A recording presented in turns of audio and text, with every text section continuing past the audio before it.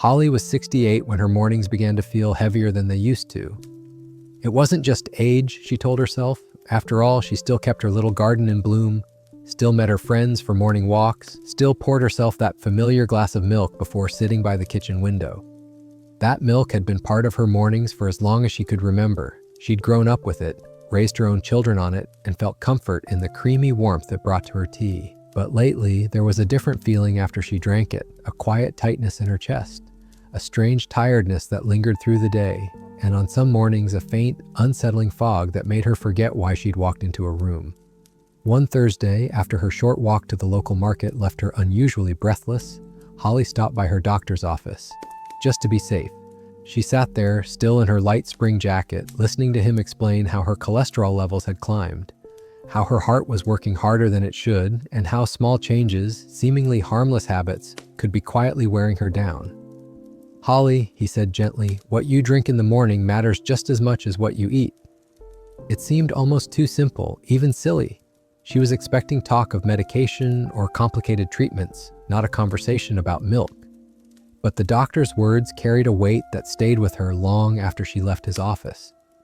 That afternoon, she stood in her kitchen holding the same carton she'd always bought, the same brand she'd trusted for decades. She turned it over, reading the fine print for the first time.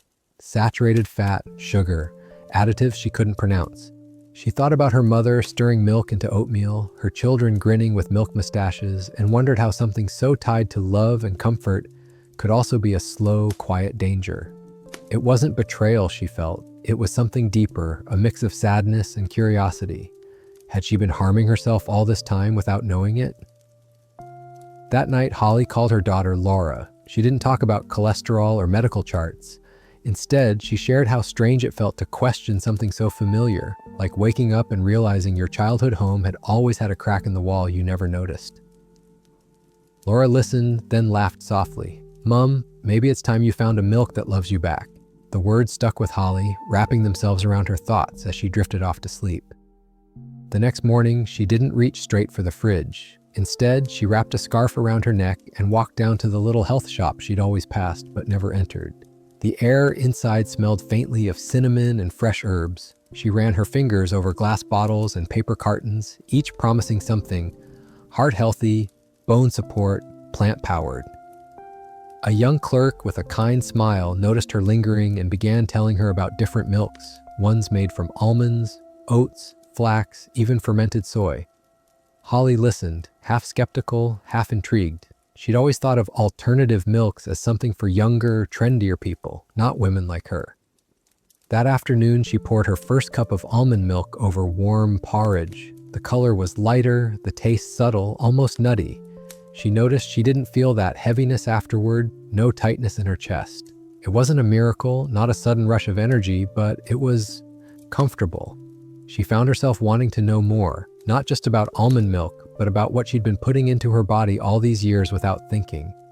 She began reading labels in the market, asking questions at the health shop, even trying small glasses of different milks in the quiet of her kitchen, listening to how her body responded. Days turned into weeks, and Holly's mornings slowly changed shape. She began pairing her new milk choices with gentle stretches by the window, watching the sun warm the petals in her garden. She noticed her digestion felt calmer, her walks left her less winded, and the fog that sometimes crept into her mind seemed to visit less often. It wasn't that the milk alone had changed everything, but it had been the beginning, the small shift that opened a door. A door into awareness, into listening to her body with the same attention she gave to her plants, checking the soil, watching the leaves for signs of thirst or strain. One evening, as she sipped warm oat milk with a sprinkle of cinnamon before bed, she thought about how easy it had been to let habits settle in, unquestioned, year after year. How many other small, hidden choices had been shaping her health? The thought wasn't frightening, it was freeing. If something as simple as a different milk could make her feel lighter, calmer, clearer, what else could she explore? She didn't feel old, not in the way the magazines or commercials made old look. She felt seasoned, like a garden in late summer, still vibrant, still growing, just needing the right care to keep blooming. The next time she visited her doctor, he smiled at her chart. "Your numbers are better, Holly. Whatever you've been doing, keep at it." She didn't go into detail. She just smiled back, thinking of that first morning she'd chosen to try something new, how strange and small it had seemed at the time. Change, she realized, didn't have to be loud or dramatic. Sometimes it could be as quiet as pouring a different kind of milk into your tea, and as steady as watching your own health return, sip by sip. And so, Holly's story began with something as ordinary as a morning glass of milk and grew into something far more extraordinary. A reminder that the habits we barely notice can be the very ones holding us back, and that it's never too late to choose differently, to give your body something that nourishes instead of quietly wearing it down. She didn't know what other changes she might make in the months ahead, but she knew this. She would keep listening, keep learning, and keep making choices that let her wake each day feeling just a little stronger, a little clearer, a little more herself.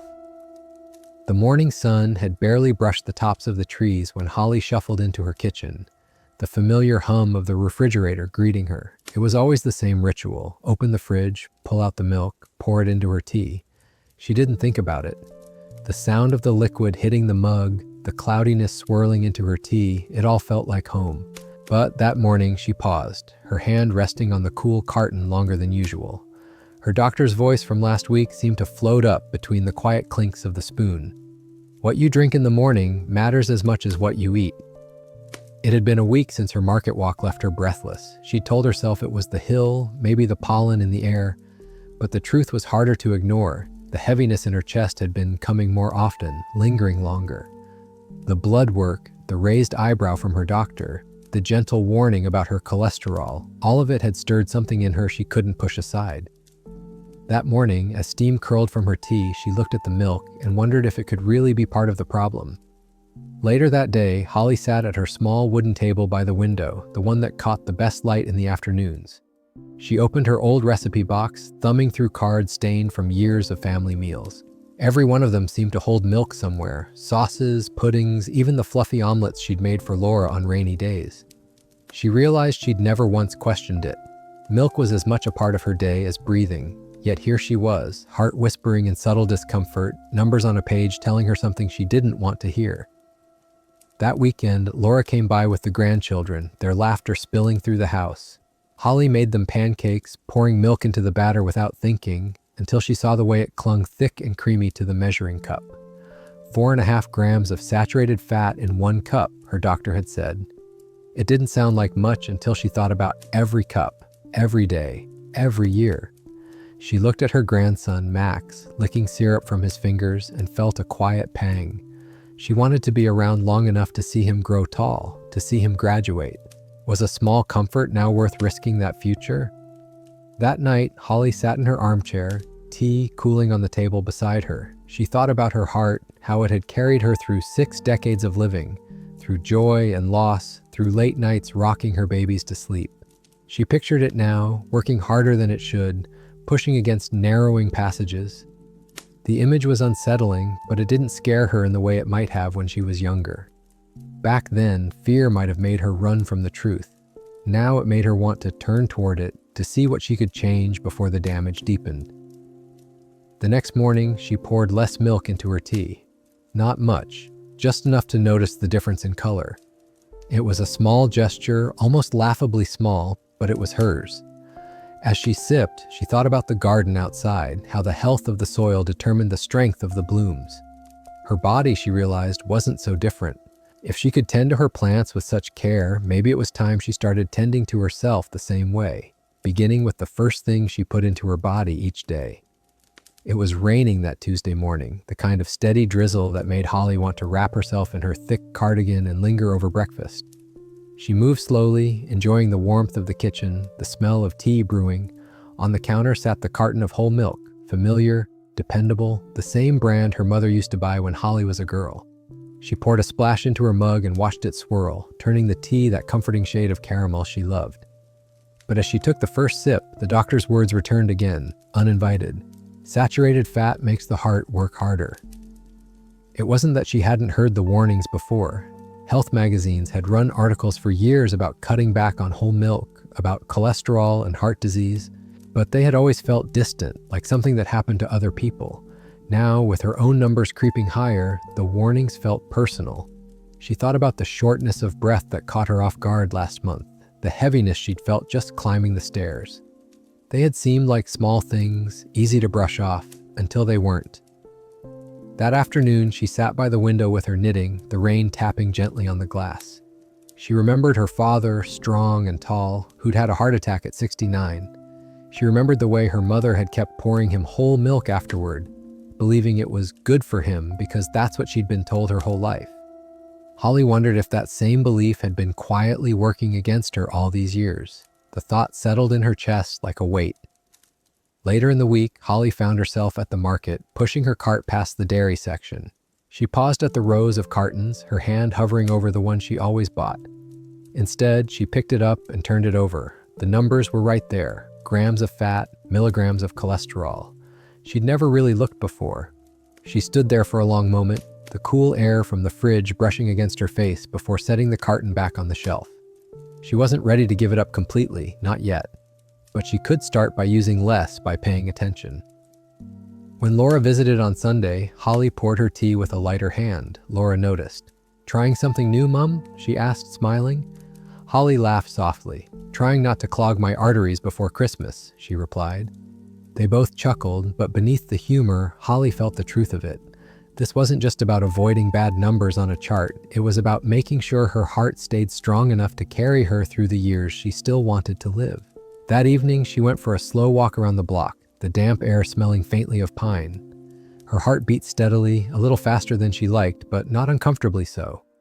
She thought about how easy it had been to overlook the small things, the extra splash of milk in her tea, the second helping of creamy soup, because they felt comforting, familiar.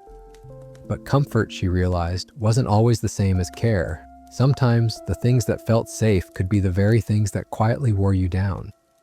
The first time Holly noticed the forgetfulness, she was standing in her kitchen with the fridge door open, staring at the shelves.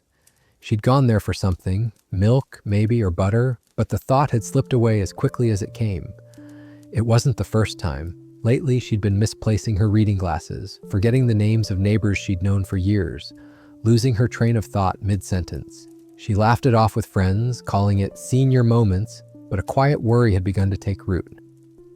One rainy afternoon, she decided to make a batch of her mother's bread pudding, the one that always filled the house with the smell of cinnamon and comfort. She reached for the can of sweetened condensed milk in the back of the pantry, the label slightly faded. It was something she used only for special occasions, desserts for family dinners, drizzle over coffee when she wanted to treat herself. As the thick, syrupy milk poured into the bowl, she couldn't help but notice its weight, its richness.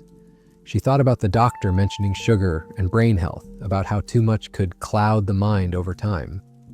After dinner, she enjoyed 2 generous servings, savoring each sweet bite. But later that evening, as she sat down to read, her focus slipped. The words on the page seemed to blur, her mind wandering to half-formed thoughts she couldn't quite pin down. She tried to shake it off, telling herself she was tired. But when it happened again the next morning, struggling to recall the grocery list she'd written only an hour earlier, something inside her shifted. She began to wonder if the little indulgences she thought harmless might be feeding the fog in her mind. A few days later, Laura stopped by with the children. Holly made coffee and, out of habit, reached for the condensed milk. But this time, she hesitated. Laura caught the pause. "Everything okay, Mom?" Holly smiled faintly. "Just thinking about how much sweetness I've been pouring into my days," she said. Laura shrugged. "A little's fine, but too much." "Well, maybe it's time for a different treat." It was said lightly, but Holly felt the truth beneath the words. That evening, Holly sat at her table with a notebook. She wrote down the small changes she'd already made with her milk, and then circled the words sweetened, condensed. She thought about how it had been tied to so many warm memories, holiday desserts, rainy day coffees, but also how it left her feeling heavy, slow, and oddly distant afterward. It was hard to think of letting it go, but harder to ignore the creeping sense that her mind deserved better fuel. The next morning, she tried her coffee with just a dash of warm oat milk and a sprinkle of cinnamon. It wasn't the same, less rich, less decadent, but it felt lighter. And as the day went on, she noticed her thoughts stayed sharper, her energy more even. She realized then that comfort didn't have to come in a can, and sweetness didn't have to cloud the mind. Sometimes, the truest comfort was knowing you were giving your body and brain what they needed to keep you truly present. It was the middle of autumn when Holly first noticed how quickly her energy could turn on her. The mornings were crisp, the air tinged with the smell of burning wood from chimneys, and she'd taken to making herself something warm to drink mid-morning, a habit she'd adopted after retirement. One Tuesday, she poured herself a steaming cup of coffee and decided to make it special with a generous swirl of sweetened condensed milk. The creamy sweetness was comforting, almost nostalgic. For the first hour, she felt wonderful, energized, chatty, eager to tackle her chores. But by the time she'd finished folding the laundry, a heaviness settled in. Her eyelids drooped, her mind felt sluggish, and it was as if the whole day had quietly dimmed. She told herself it was just a dip in mood or the rainy weather pressing on her. But as the weeks went on, she began to notice a pattern. Whenever she indulged in something overly sweet, the same thing happened. A burst of liveliness followed by a hollow, drained feeling. She'd never considered herself diabetic, but her father had developed type 2 diabetes in his late 60s, and she'd seen how it slowly changed his life. The thought that she might be headed down the same path made her uneasy. One Friday afternoon, Holly stopped by the small cafe near her house. The young barista, with his easy smile and quick hands, suggested she try their new caramel almond latte. She agreed, and the drink arrived in a cup warm enough to chase away the day's chill. It was delicious, the kind of sweet that wrapped around you like a favorite blanket. But halfway through her grocery shopping afterward, she felt her heart beat faster than it should, and her legs began to feel strangely heavy. She reached for a loaf of bread, and it slipped from her grasp. Her fingers just didn't react in time. She stood there for a moment in the bread aisle, startled by how quickly her body had shifted. That evening, she sat with Laura in the living room while the grandchildren played on the rug. She mentioned the tiredness and the strange heart flutter. Laura listened closely, her brow furrowing. "Mum, that sounds like a sugar crash. It happens when your blood sugar spikes and then drops too fast." Holly tilted her head. "But it's just coffee, just a little sweetness." Laura shook her head gently. "Sometimes just a little is more than your body needs, especially now." The next morning, Holly decided to experiment. She had her tea without any sugar or sweet milk, just a splash of almond milk instead. She expected to feel deprived, but as the hours passed, she realized she wasn't crashing mid-morning. Her thoughts stayed steady, her body moved easily. It was subtle but unmistakable. She began to wonder how many years she'd been unknowingly riding these invisible waves. Spike, crash, spike, crash, never realizing how much they shaped her days. A few days later, she mentioned it to her doctor during a routine checkup. He nodded knowingly. "Blood sugar spikes aren't always obvious at first, Holly, but over time, they wear down the body. They can affect your energy, your mood, even your memory. Keeping your level steady is one of the best gifts you can give your future self." She left the office that day with his words tucked into her mind like a folded note in a pocket. It wasn't easy at first. In the cafe, the caramel latte still called her name, and the glossy advertisements for flavored drinks seemed to follow her everywhere. But Holly began to find comfort in new places. A warm mug of cinnamon oat milk before bed, a smooth cup of tea with a hint of vanilla extract in the morning. The flavors were softer, the sweetness less brash, but she found that what they gave her was far more valuable: steadiness. One late afternoon, she sat at her kitchen table, watching the golden light fade across the garden. She thought about how many times in her life she'd powered through exhaustion, blaming it on age, the weather, or simply one of those days. Now she saw those moments differently, not as random dips, but as messages from her body asking for something gentler. That winter, when the town held its annual holiday market, Holly walked from stall to stall without the foggy heaviness that used to creep in by mid-morning. She bought a hand-knitted scarf for Laura, a small wooden toy for Max, and treated herself to a steaming cup of unsweetened hot chocolate made with almond milk. She stood there in the crowd, warm drink in hand, realizing that she felt even, balanced, present. It wasn't just about avoiding the crash anymore. It was about claiming the quiet, steady energy she didn't even know she'd been missing. From then on, Holly's mornings looked different. They began with choices that felt like gifts rather than indulgences. And every time she reached for a drink without that hidden sugar surge, she thought of it as more than a small decision. It was a promise to herself, one she intended to keep for all the years she still had ahead. It was a bright, cool morning when Holly decided to tackle the upstairs closet. She'd been putting it off for months, telling herself she'd get to it next week each time she passed the door. The job wasn't difficult, just a matter of sorting old coats and boxes of books, but an hour in, She found herself sitting on the floor, her head resting in her hands. It wasn't the work that had worn her out, it was the sudden, heavy exhaustion that seemed to drop from nowhere. Her thoughts felt slow, her limbs heavy, as if someone had quietly drained her energy. She tried to remember what she'd had that morning: tea with a splash of oat milk, a slice of toast with jam, and, she paused, a glass of vanilla almond milk from a carton she'd bought on sale.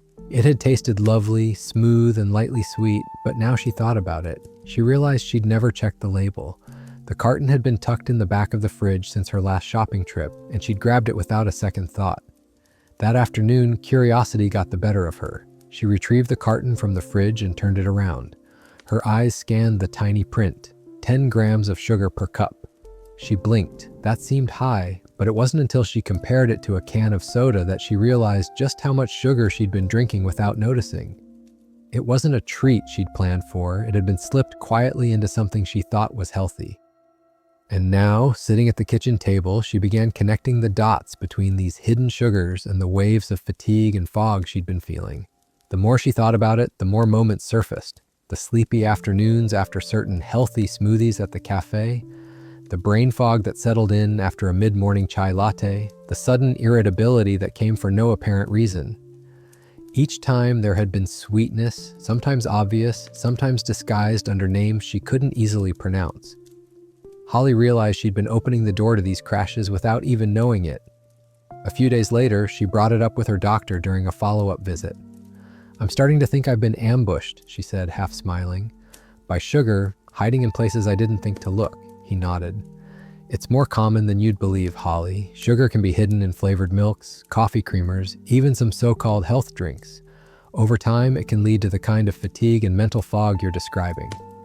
His tone wasn't scolding, it was matter of fact, but it carried a warning that felt personal. That evening, Holly decided to make a change. She poured the rest of the vanilla almond milk down the sink, feeling a small pang of guilt at the waste, but a bigger sense of relief. In its place, she made herself a warm mug of plain almond milk with a pinch of cinnamon. It wasn't as sweet, but it felt honest. No surprises lurking in the fine print. As she drank it, she thought about how many times in her life she'd run on fumes without asking why, accepting the dips in energy as just part of getting older. Now she wasn't so sure. The real test came the following week.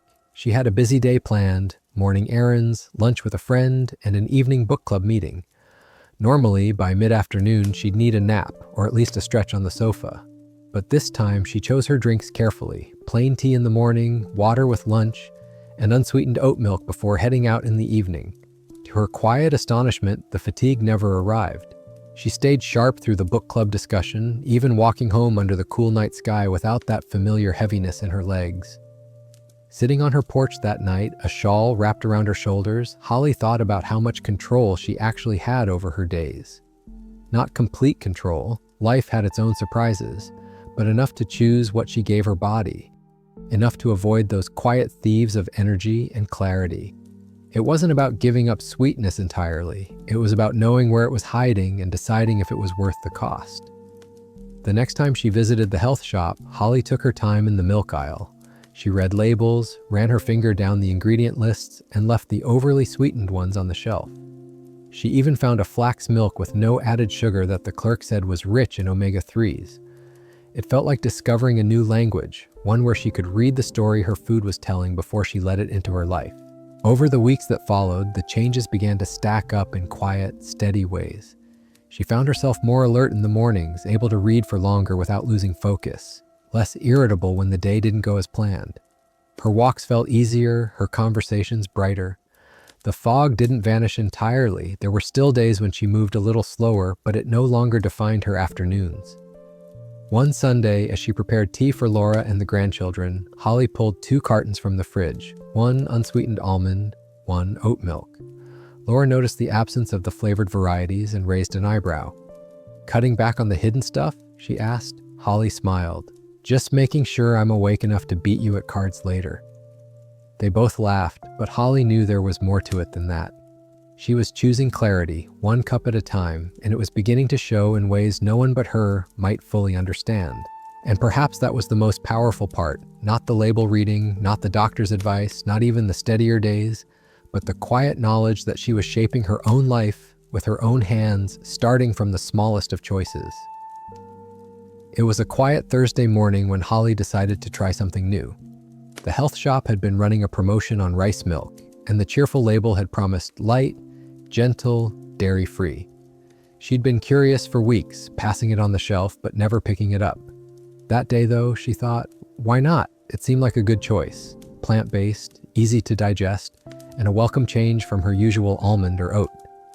She poured it into her tea, watching the pale liquid blend in. The flavor was mild, almost sweet, and it left her tea with a smooth finish. This isn't bad at all, she thought. For the first few days, she enjoyed the novelty. She even used it over her morning porridge, the subtle sweetness a pleasant surprise. But as the week wore on, Holly began to notice something she hadn't expected. A creeping fatigue in her legs when she climbed the stairs, a slight unsteadiness when she rose from her chair. At first, she blamed the weather. Autumn had deepened into chilly winds and shorter days, and she often felt more sluggish in November. But then she remembered a conversation she'd overheard at the health shop. A woman at the counter had been talking about empty plant milks, how some of them had almost no protein or nutrients, and how that could be a problem for people over a certain age. Holly hadn't thought much of it at the time, but now she wondered. That weekend, she went for her usual Saturday market walk. The path wound up a gentle hill, one she'd walked hundreds of times before. But halfway up, she felt a surprising heaviness, as if her legs were dragging. She paused at a bench to catch her breath, her mind turning over the week. The only real change in her routine had been the milk. It seemed silly. Could a simple switch make her feel this drained? Later that afternoon, curiosity got the better of her. She picked up the rice milk carton from the fridge and studied the nutrition label. Less than 1 gram of protein per cup.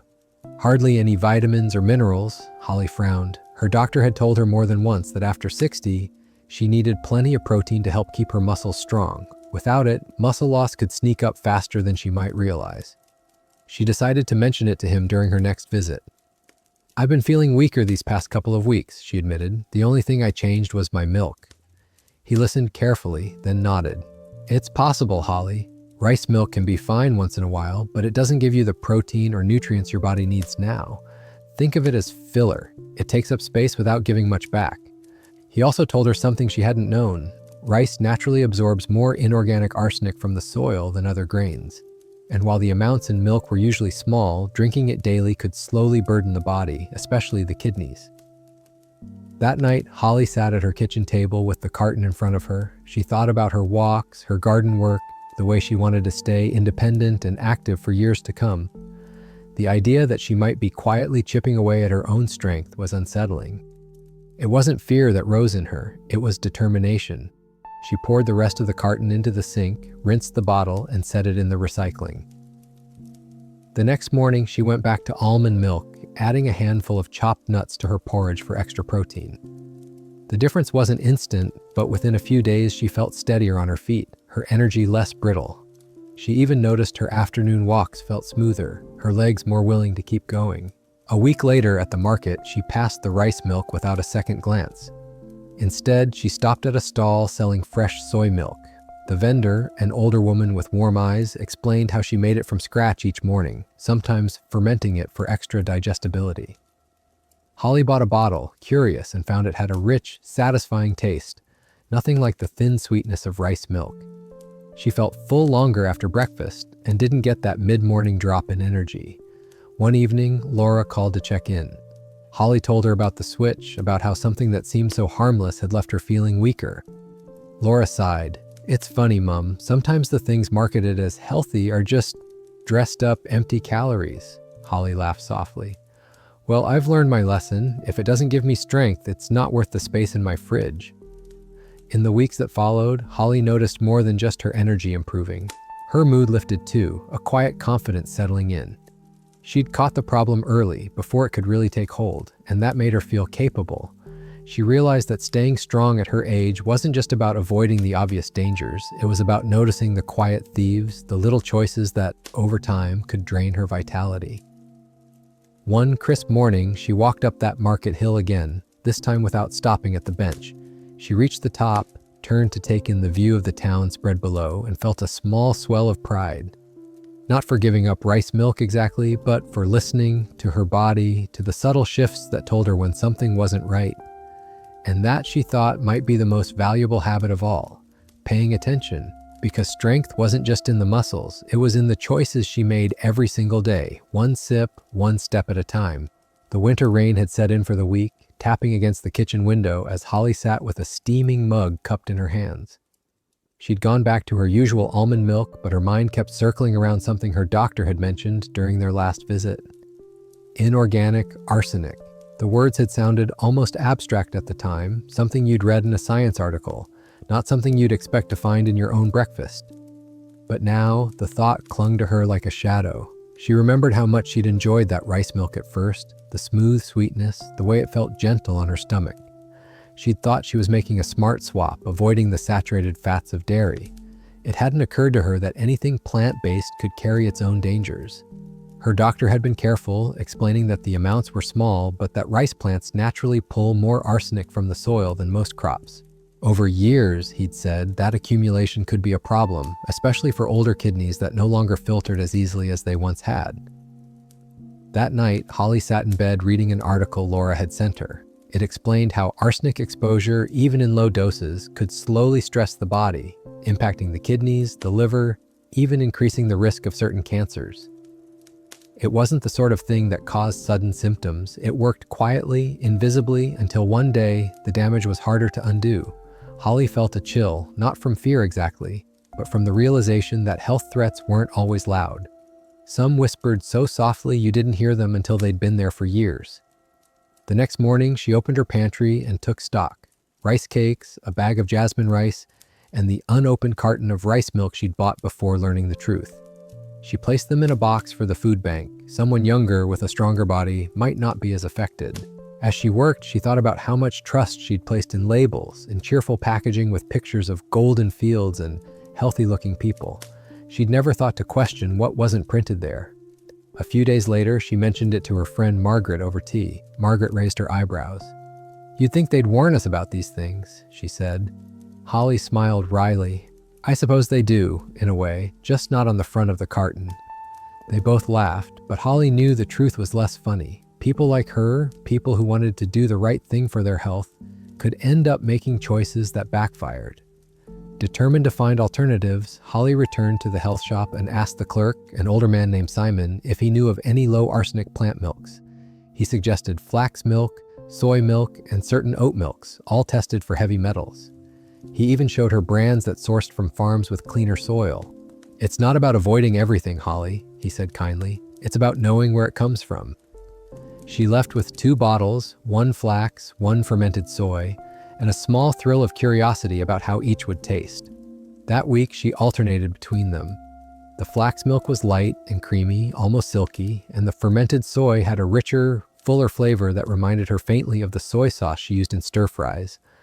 But gentler. She noticed she felt steady through the day, no strange heaviness in her legs, no sluggish afternoons. More than that, she felt reassured. She was taking care of herself in a way that went beyond calories and nutrients. She was choosing foods that carried less invisible baggage. One rainy Sunday, as she worked in her kitchen, she caught herself humming. It wasn't a song she recognized, just a soft tune that matched the rhythm of her hands as she chopped vegetables for soup. It struck her then how much lighter she felt when she wasn't carrying the quiet worry of what might this be doing to me. She thought back to those weeks with rice milk, the fatigue that had crept in, the ignorance she'd wrapped herself in because the packaging had promised something pure and natural. Later, she wrote Laura an email thanking her for sending that article. She told her how it had changed the way she looked at her food, not with fear, but with curiosity and care. Laura replied that she was proud of her mom for staying open, for being willing to change. Holly smiled at that. It wasn't always easy, letting go of habits, especially the ones that came dressed as health. But she'd learned that sometimes the most important changes weren't the loud ones. They were the quiet, deliberate choices that kept you safe without making a fuss. That night, before bed, Holly poured herself a small glass of flax milk and warmed it with a pinch of cinnamon. She sat in her armchair, listening to the rain, feeling the warmth spread through her hands and into her chest. No arsenic, no hidden cost, just a drink that nourished her without asking for anything back. She thought of it as a kind of truce between herself and time. She couldn't stop the years from passing, but she could decide how she met them. And if that meant swapping one carton for another, it felt like a bargain worth making. The morning sun filtered through the lace curtains in Holly's kitchen, casting gentle patterns on the floor. She felt unusually cheerful. She'd slept well and was ready to start her day. On the counter sat a carton of rice milk she'd bought before she knew about the arsenic issue. She'd decided to finish it rather than throw it away, telling herself she'd use it sparingly. That morning, she poured it over her cereal, the soft sweetness pairing nicely with the crunch of oats and dried fruit.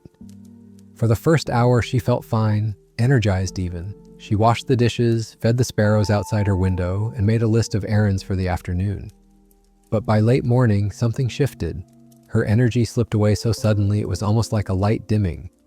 Her hands felt cool, her head a little foggy. She sat down in her armchair trying to gather herself, but instead of feeling rested, she felt heavy and irritable. It wasn't the first time this had happened. Holly had noticed over the years that certain breakfasts gave her a quick lift followed by a sharp drop, what her doctor called a blood sugar crash. But she'd always assumed it was from pastries or overly sweet cereals, not from something as harmless seeming as rice milk. That afternoon, she met her friend Margaret for tea. Holly mentioned the sluggishness she'd felt and how it seemed to follow a familiar pattern. Margaret, who had managed prediabetes for years, nodded knowingly. "That's the high glycemic index at work," she said. Holly tilted her head.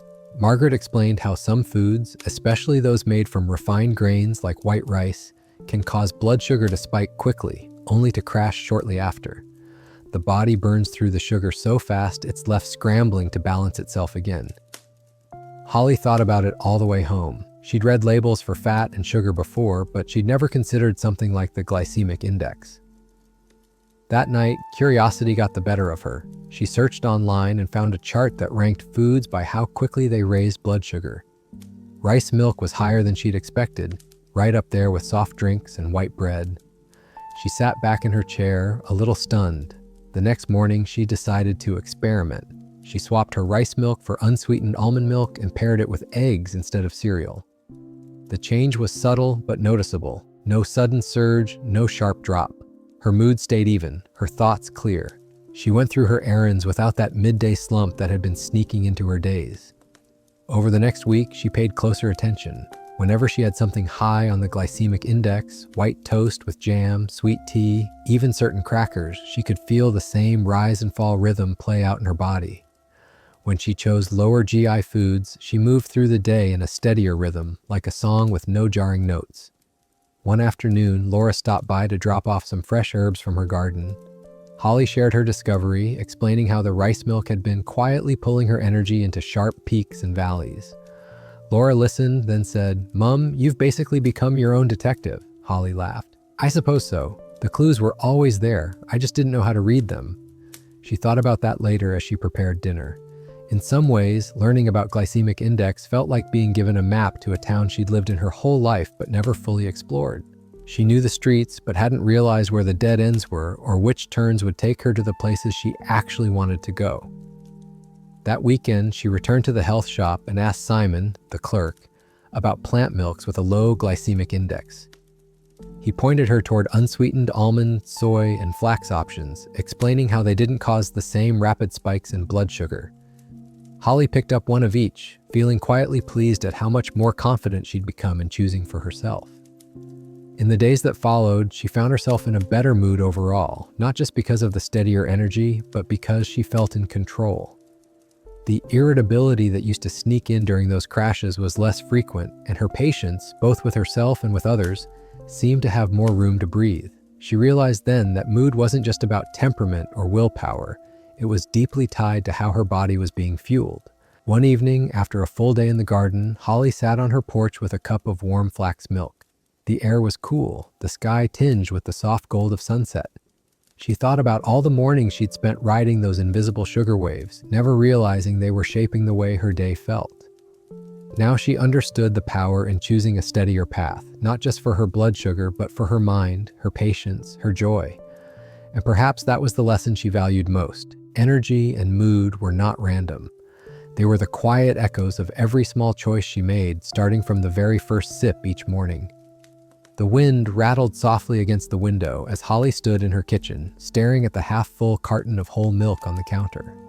For years it had been a fixture in her mornings, the rich creaminess a comfort she never questioned. But after the conversations with her doctor, the research she'd done, and the way her body had been responding lately, that carton no longer looked innocent. It felt like an object from her past, a relic of habits she'd begun to outgrow. She didn't want to give up comfort altogether. She knew herself well enough to admit that. But she also knew that comfort couldn't come at the cost of her strength. She'd been reading about how muscle loss accelerated after 60, how even small declines could lead to bigger problems down the road, balance issues, falls, the slow narrowing of independence. And so she began to wonder, what if her morning milk could actually help her keep her muscles instead of quietly working against them? That thought led her back to Simon at the health shop. "I'm looking for something with protein," she told him, "but not too heavy and without all the saturated fat." He smiled knowingly, then reached for a bottle from the cooler. "Fermented soy milk," he said. "Complete protein, all 9 amino acids, easier to digest than regular soy because of the fermentation, and good for the gut too." Holly turned the bottle in her hands, reading the label. 15 grams of protein per serving, low in fat, fortified with calcium and vitamin D. It felt like a discovery, though she knew this was hardly a new invention. She'd simply never thought to try it. She bought a bottle, tucked it into her shopping bag, and carried it home with a quiet sense of anticipation. The next morning, she poured it over her porridge. The texture was smooth, the flavor nutty but mild, and as she ate, she thought about the difference this simple swap could make. Protein to feed her muscles, calcium for her bones, probiotics for her digestion. It was as if this milk had been designed for the very things her body needed now. Within a week, she noticed small changes. Her morning walks felt steadier.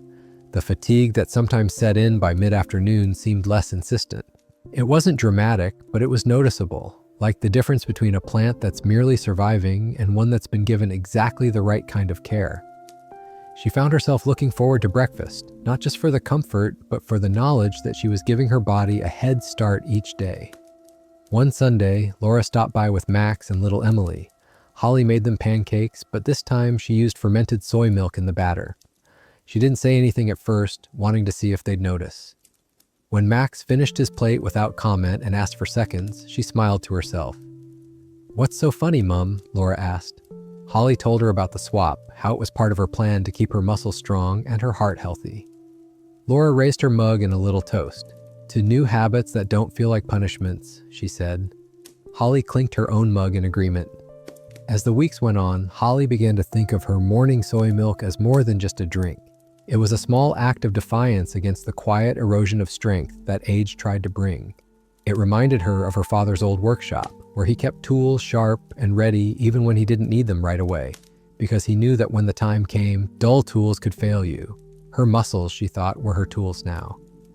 One evening, she stood in front of the mirror, brushing her hair, and caught sight of her shoulders in the reflection. They looked steadier somehow. She flexed her arm lightly, feeling the firmness there, and smiled.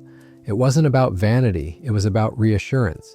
The reassurance that she was still capable, still strong enough to carry groceries, to lift her grandchildren, to reach the top shelf without hesitation. The real test came a month later when she joined a small Tai Chi group at the community center. The movements were slow and deliberate, requiring balance and control. She found herself flowing through the poses with less wobbling than she'd expected. After class, one of the women commented on how steady Holly looked for a newcomer. Holly just smiled, thinking of her morning ritual and the quiet power it had been lending her. Back at home, she poured herself a glass of soy milk, sat by the window, and watched the late winter light soften over the garden. The carton on the counter was no longer a symbol of old habits. It was a signpost for the road she was choosing now. A road where each small, thoughtful choice built toward something larger, a life she could keep living fully on her own terms for as long as possible. She took a slow sip and let the warmth settle in her chest. Stronger mornings, steadier steps, a heart working a little easier, all from changing what she poured into her cup. It amazed her how much could begin with something so simple. And maybe, she thought, that was the real lesson. Strength didn't always come from grand gestures. Sometimes it came from the quiet, everyday swaps that made sure you stayed ready for the days still waiting ahead. The first time Holly noticed the difference, it was so subtle she almost missed it. She had been in the middle of a conversation with Laura about their plans for the weekend when she realized she wasn't fumbling for words the way she sometimes did. The pauses, the little lapses where she'd forget what she was about to say, just weren't there. It made her feel lighter somehow, more present, like a fog had quietly lifted without her noticing. A week earlier, she had swapped her fermented soy milk for something new, unsweetened almond milk. She hadn't chosen it for her memory, at least not at first. She'd picked it because it was light, easy to digest, and a welcome change in flavor. Simon at the health shop had told her it was rich in vitamin E, an antioxidant that helped protect brain cells from the slow wear and tear of time. Think of it as a shield, he'd said, quietly guarding the wiring in your brain. Holly had smiled politely, not entirely convinced, but willing to try. Now, as she stood in her kitchen, pouring a glass for herself, she thought about how smooth it tasted. Nutty but gentle, never heavy. It didn't leave her stomach feeling unsettled or her chest tight. More importantly, it didn't carry that invisible burden of sugar she'd learned to watch for. Just clean, simple nourishment. She began to wonder if this was one of those changes you didn't notice day by day, but rather in the spaces where the trouble used to be. One rainy afternoon, she sat at the kitchen table with a crossword puzzle. She'd always enjoyed them, but in recent years, she found herself leaving more and more blanks, the answers just out of reach. That day, though, the clues seemed to come a little easier. She wasn't suddenly brilliant or faster, but there was a smoothness to her thinking, as though someone had cleared a path in her mind. She didn't know if it was the almond milk or just a good day, but she smiled anyway, grateful for the small win. That evening, Laura called to ask about a family recipe. Holly found herself reciting the ingredients from memory, the measurements, and little tricks her mother had taught her decades ago. When they hung up, she sat for a moment in the quiet, feeling a swell of warmth. It wasn't about proving anything, it was about knowing she still had all those pieces of herself intact. As the days went on, Holly began to weave almond milk into more of her meals. She used it in her morning porridge, in her afternoon tea, even in the occasional smoothie with spinach and berries. It became less about avoiding the wrong things and more about inviting in the right ones. Each time she drank it, she thought of it as a small kindness to her brain, a way of telling it, "I'm looking out for you." One Saturday, she met her friend Margaret at the library. They had a habit of browsing separately for a while, then meeting at the small cafe inside. When they sat down with their drinks, Margaret asked how she'd been feeling. Holly told her about the almond milk, about the small shifts she'd noticed in her clarity and focus. Margaret tilted her head thoughtfully. "Maybe it's not just the milk," she said, "but the way you're caring for yourself these days. You're more deliberate." Holly considered this and realized she was right. The milk was part of it, but so was the awareness it had sparked. Later that week, Holly had one of those moments that might have frustrated her in the past. She was in the middle of reading when the phone rang. She answered, spoke to a neighbor about a community meeting, then returned to her chair. Normally, she'd have to flip back through the pages to remember where she'd left off. This time, she slid right back into the paragraph without missing a beat. It was such a small thing, but it made her smile. Her doctor had once told her that brain health wasn't about dramatic cures or sudden breakthroughs. It was about steady, protective habits, the kind you built into your life until they became part of you. Sitting there with her book, Holly felt that truth in her bones. The almond milk wasn't magic, but it was part of the quiet scaffolding she was building to keep her mind strong. One evening, she stood at the kitchen counter making tea. She poured in the almond milk, watched the pale swirl spread through the dark liquid, and thought about all the mornings she'd spent choosing differently than she used to. Each choice felt like a small anchor, holding her steady against the slow drift of time. She knew there would still be days when words slipped away or names hid in the corners of her mind, but she also knew she was doing her part to keep those moments fewer and farther between. And maybe that was the real comfort, knowing she wasn't powerless, that she could shape her days not just with will, but with small, deliberate acts of care. The almond milk was just one of them, but it was a start, and for Holly, a start was everything. The chill of early spring still clung to the mornings, and Holly found herself craving something warm and soothing to start her day. She'd been thinking a lot about her bones lately. It started when she overheard a woman at the community center talking about her hip fracture, how a single slip on the kitchen floor had turned into months of slow recovery. Holly had nodded politely at the time, but the story stuck with her. She'd always assumed her bones were strong enough, but now she wasn't so sure. At her next checkup, she asked her doctor about it. He reminded her that after 60, bone density naturally declined, and that it wasn't just about calcium, it was also about vitamin D, exercise, and choosing foods that supported bone strength every single day. Think of your bones as a bank account, he said. You want to keep making deposits, not withdrawals. Holly liked that image. It made the whole thing feel more manageable. Back at the health shop, she mentioned her concerns to Simon. He pointed her toward a shelf of oat milks fortified with calcium and vitamin D. "This one here," he said, pulling out a carton, "has as much calcium as dairy milk, plus vitamin D to help you absorb it. And oat milk is naturally gentle on digestion." Holly ran her fingers over the smooth carton.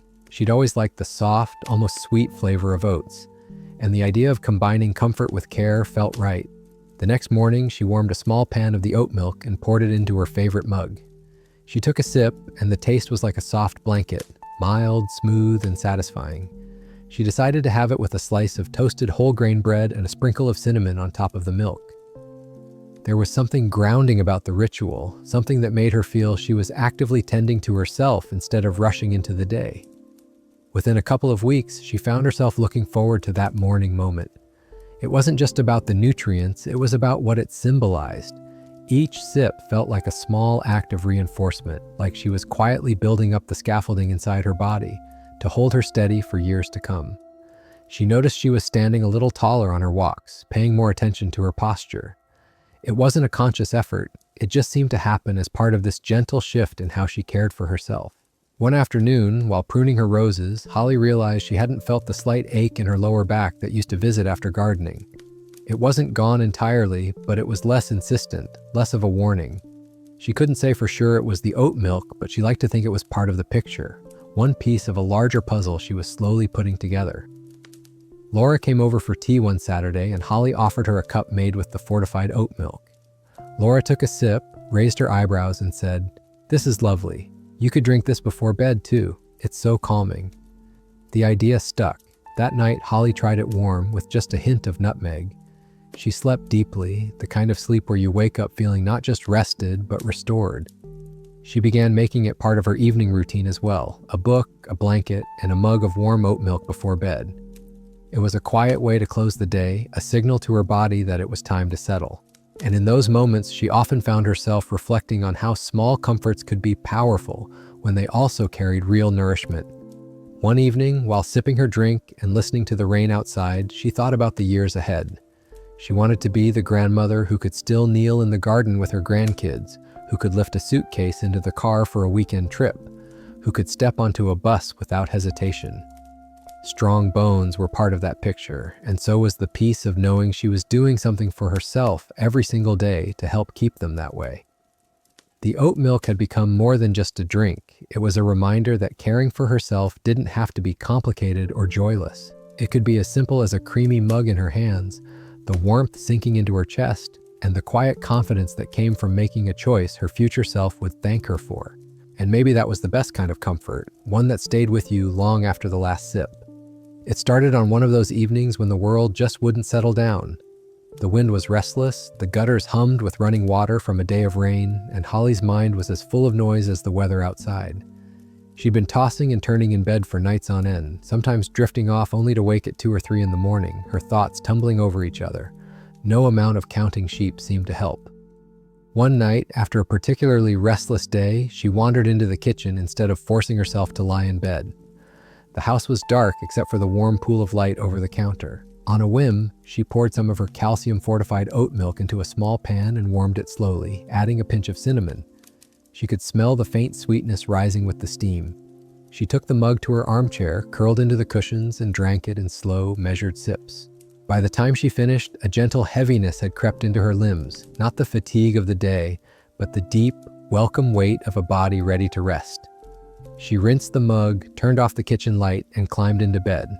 To her surprise, sleep came quickly, folding around her like a blanket, and this time it stayed.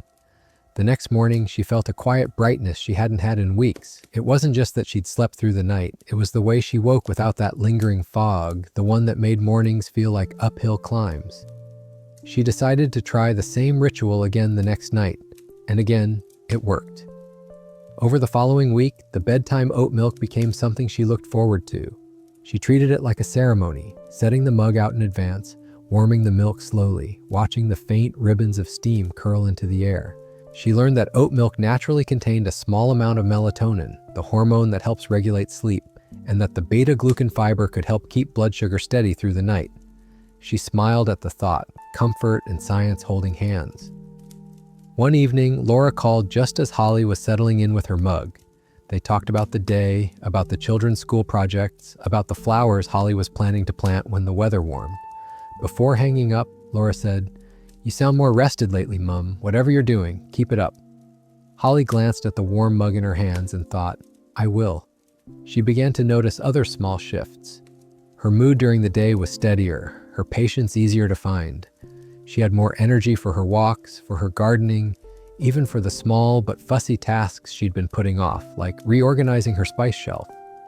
It was as if good sleep was the tide lifting every part of her day. One Friday night, Margaret came over to watch an old film. As the credits rolled, Holly offered to make them both her sleep milk. Margaret raised an eyebrow but agreed. They sat together in the soft glow of the lamp, sipping the warm, cinnamon-scented drink. Halfway through her mug, Margaret let out a slow sigh. "This feels like it's telling my body to let go," she said. Holly smiled. "That's exactly it." Not every night was perfect. There were still evenings when her mind was busy or the wind was loud enough to pull her from her dreams. But those restless nights were fewer now. The steady comfort of the ritual seemed to remind her body what it meant to rest deeply. And each time she woke in the soft light of morning, she felt grateful for the simple change. It amazed her that something as small as a mug of warm milk could make such a difference. But maybe it wasn't just the milk, it was the way it made her pause, slow down, and signal to herself that the day was done. In a world that seemed always in motion, those few minutes of stillness had become her own quiet rebellion. One night, as she sat in her chair, listening to the rain tap the windows, she thought about how many of her recent changes had begun with the simple act of paying attention. First to her heart, then to her energy, her memory, her bones, and now, her sleep. Each choice was like a stepping stone, leading her toward a version of herself she wanted to be in the years ahead. Stronger, steadier, and a little more at peace. She took the last sip, feeling its warmth spread through her chest, and smiled. Tomorrow would bring its own tasks, its own noise. But for tonight, she had done the best thing she could for herself. She had given her body permission to rest. It happened on an ordinary Tuesday morning at the supermarket. Holly had just finished ticking off most of her shopping list, vegetables, whole grain bread, tea, and was heading toward the dairy and plant milk aisle. She'd been keeping an eye out for a new, unsweetened almond milk brand Simon had recommended. But as she scanned the shelves, a bright carton caught her attention. It was almond milk, yes, but with the words vanilla in bold gold letters and fortified with vitamins in cheerful green. It looked harmless, almost healthy. She picked it up, turning it over in her hands. The front made promises about heart health, bone support, and antioxidants. But the back told a different story, 12 grams of added sugar in a single cup. Holly's eyebrows rose. She thought back to all those years she'd tossed flavored milks into her trolley without reading the fine print. She'd assumed fortified meant good for you. She'd never thought that the sweetness could be doing her body more harm than the nutrients were doing good. That day, she didn't buy the vanilla almond milk, but the thought stuck with her.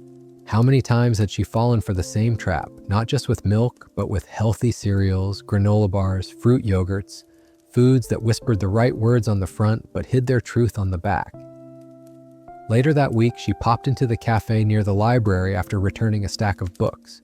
On a whim, she ordered a chai latte made with oat milk, something she'd always enjoyed in colder months. It came steaming and fragrant, and she took a sip, savoring the spice. But halfway through, she felt that familiar rush of energy, followed by a creeping jitteriness. It wasn't until she looked up the cafe's nutrition information online that she realized the drink had as much sugar as a can of soda. That evening, she called Laura to tell her about the discovery. "Mum, they hide sugar in everything," Laura said with a sigh. "It's not that you can never have it, it's that they make it so easy to have too much without realizing." Holly sat with that for a moment. She'd always thought of sugar as something you chose, desserts, biscuits, maybe a spoonful in tea. But now she saw it wasn't always a conscious choice at all. Sometimes it was slipped in where you least expected it. Determined to be more mindful, she made a new habit of scanning ingredient lists before anything went into her basket. The difference was immediate. Cartons of chocolate almond milk, sweetened coconut milk, and even light vanilla soy milk went right back on the shelf. She began to choose unsweetened versions, and if she wanted a bit of flavor, she'd add her own cinnamon or a drop of vanilla extract at home. One Saturday, Margaret came over for their usual card game. Holly served her coffee with warm almond milk and a hint of cinnamon. Margaret took a sip, looked pleasantly surprised, and said, "This is better than the vanilla stuff I buy, and I bet it's healthier too." Holly grinned. No hidden sugar here, just a little love and spice. Over the next few weeks, Holly noticed she wasn't getting the same mid-afternoon crashes that used to sneak up on her. Her energy stayed steady, her mind clearer. It wasn't a dramatic change, more like a gentle smoothing out of the edges of her days. She realized that even though she hadn't been drinking flavored milk every day, cutting it out entirely had removed one more source of those blood sugar spikes and dips she'd come to recognize. One rainy afternoon, while making tea, she thought about how easy it was to trust what was familiar or attractive on the outside. That vanilla almond milk carton had looked so harmless, so full of promises. But the truth had been in the fine print. It reminded her of a story her father used to tell about inspecting the roof tiles on their old house. How the ones that looked perfect sometimes had cracks you could only see up close. "Always check the details," he'd say. "That's where the truth hides." From then on, the flavored milk aisle became a section Holly breezed past without a second glance. She knew there would always be tempting cartons with warm colors and healthy buzzwords, but she'd learned how to look past the front and read the story hidden on the back. And with that small act, she felt she'd reclaimed another piece of her health, one sip at a time. The first real cold snap of the season had settled over town, and with it came the familiar stiffness in Holly's knees. It wasn't unbearable, just a dull, persistent ache that made the first few steps in the morning feel clumsy. She'd always brushed it off as just winter, but lately she found herself lingering a little longer in bed, not wanting to face the creak in her joints. One afternoon, she mentioned it to Simon at the health shop while picking up her usual almond milk. He nodded knowingly and disappeared into the back for a moment before returning with a pale blue carton. "Flax milk," he said, placing it on the counter.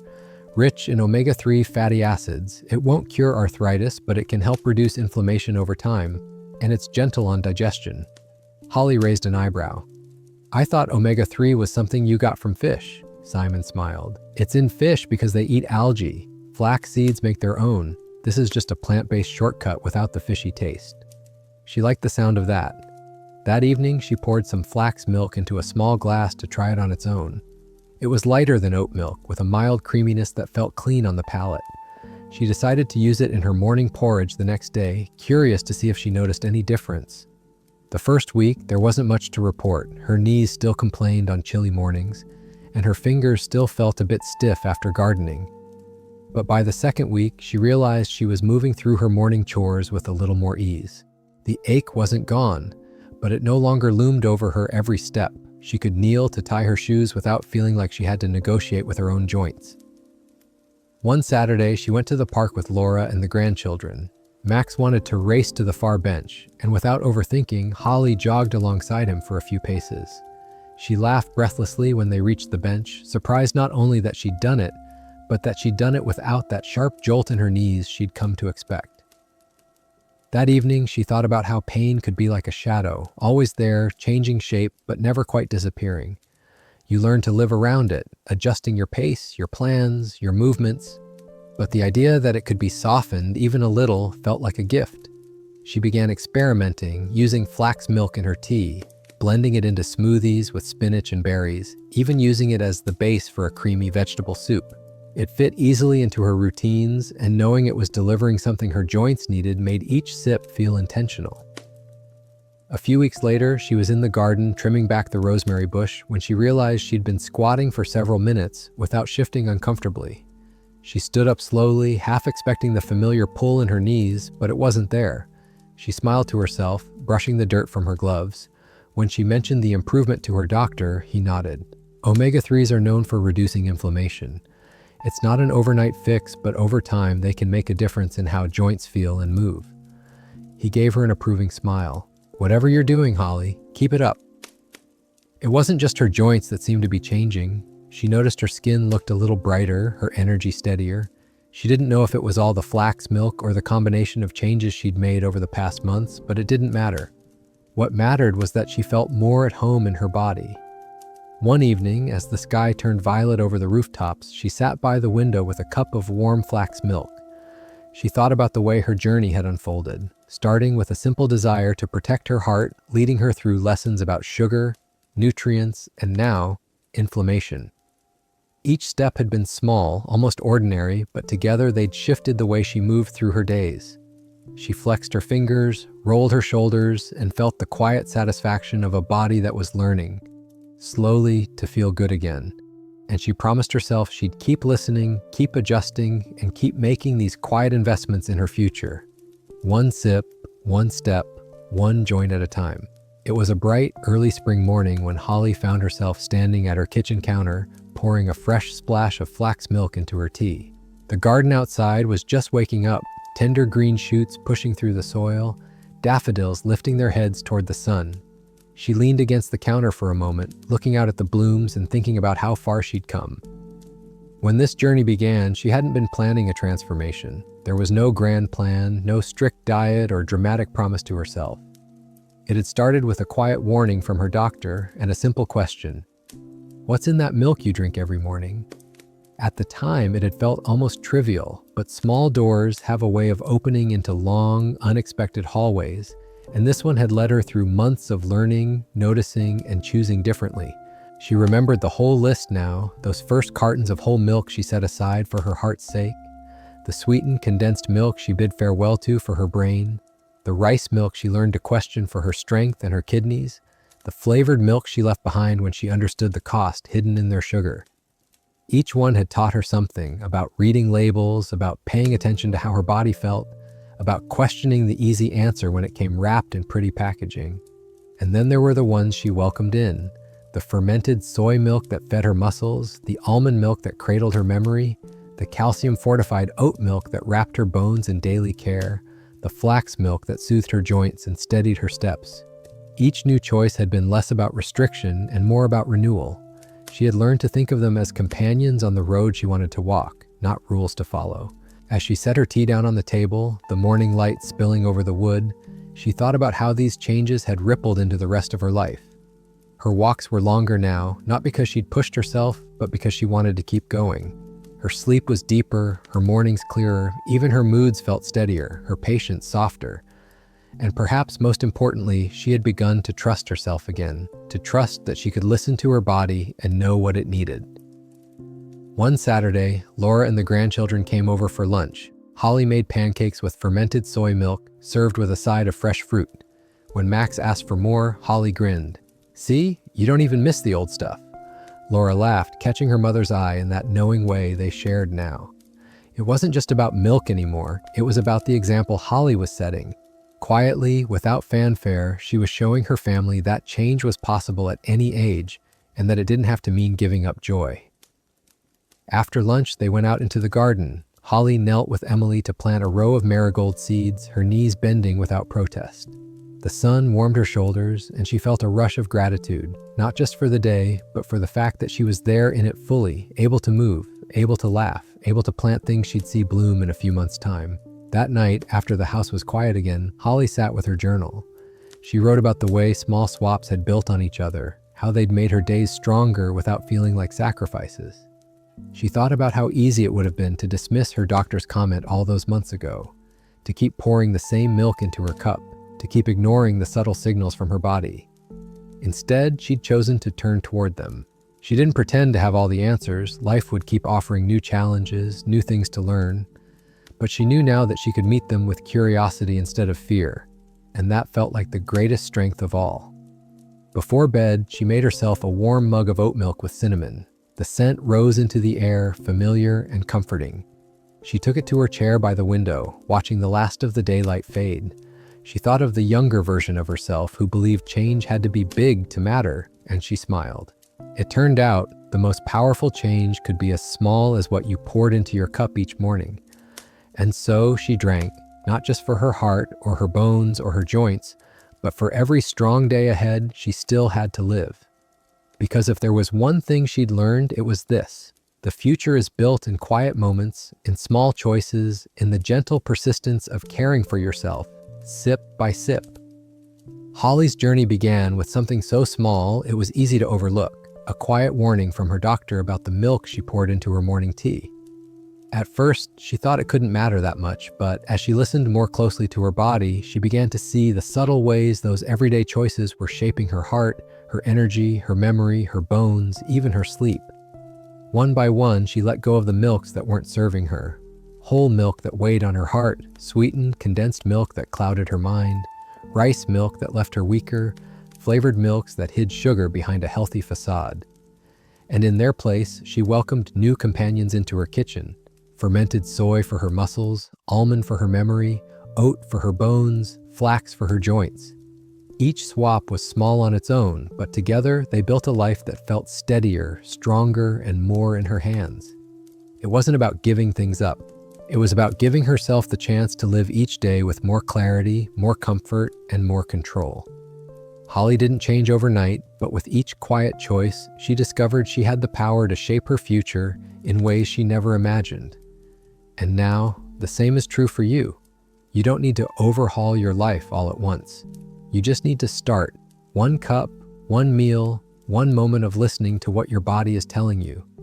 Because the strongest days ahead aren't built on grand gestures, they're built on the small, steady acts of care you choose today. So tomorrow morning, when you stand in your kitchen, ask yourself, is what I'm pouring into my cup helping me live the life I want? Your future self is waiting for the answer.